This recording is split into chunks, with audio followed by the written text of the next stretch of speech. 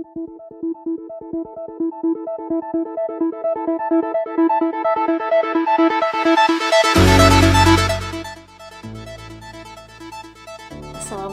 warahmatullahi wabarakatuh.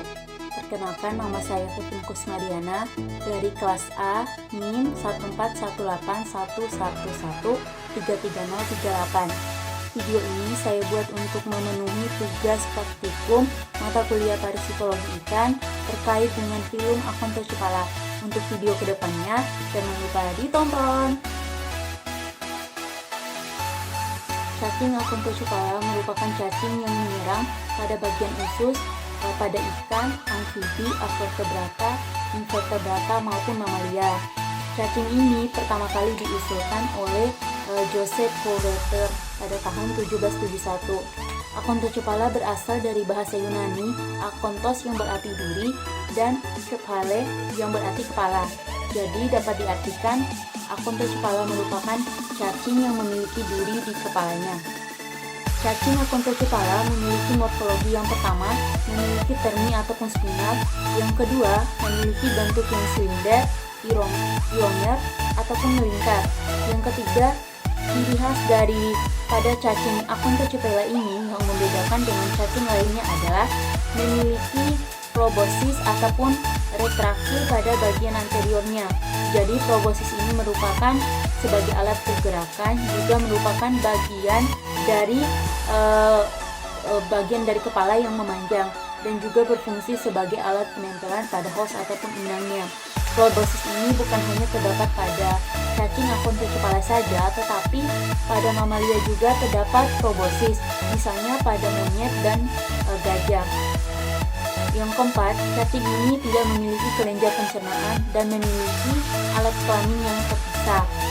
Pada akon tocipala, tubuhnya ini terbagi menjadi dua bagian, yaitu bagian presoma ataupun bagian pada probosis dan leher, dan bagian metasoma yaitu bagian tubuh setelah lehernya.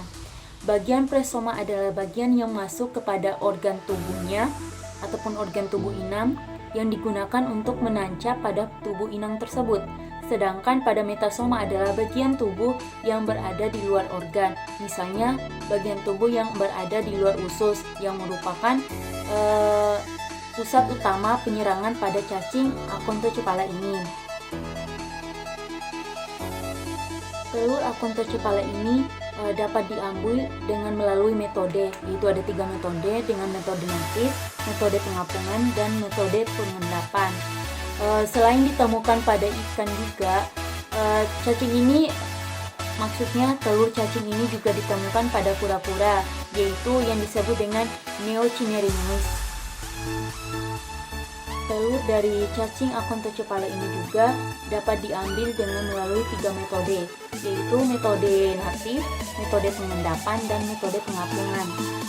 Selain ditemukan pada ikan juga, cacing, maksudnya telur dari cacing akon tocipala ini juga ditemukan pada kura-kura, yaitu dalam bentuk Neochimerenjus. Selanjutnya, Balbosoma yang ditemukan pada kura-kura laut, dan Acanthocephalus yang ditemukan pada reptil, misal pada kadal dan pada ular.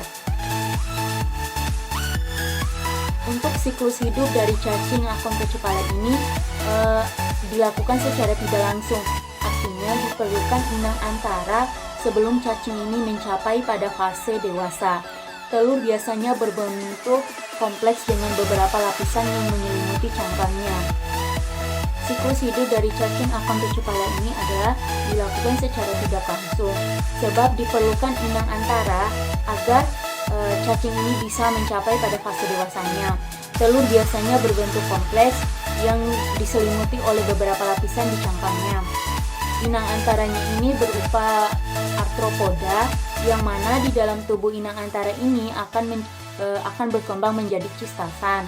Kemudian, cistasan ini akan menginfeksi dulu hos ataupun inang paratenik.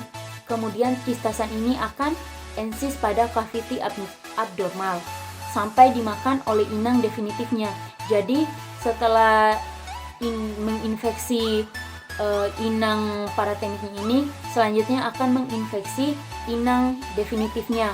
kemudian cistasan ini akan berkembang menjadi matang dan selanjutnya akan masuk ke dalam dinding usus.